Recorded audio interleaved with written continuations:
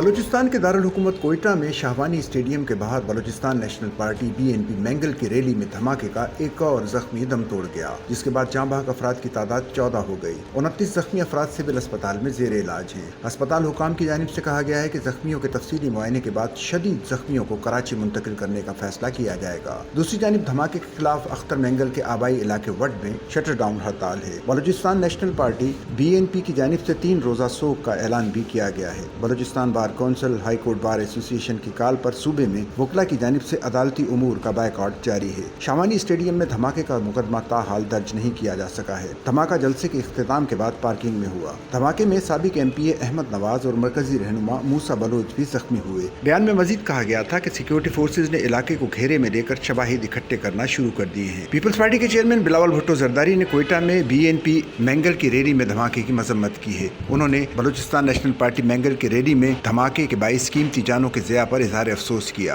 बिलावल भुट्टो जरदारी ने कहा कि यकीन है कि इस घनावने जुर्म में मुलव्विस दहशतगर्द जल्द कानून की गिरफ्त में होंगे। हुकूमत बलूचिस्तान मज़कूरा दहशतगर्द वाक़े में जख्मी होने वाले शहरियों के इलाज मालजे को यकीनी बनाए।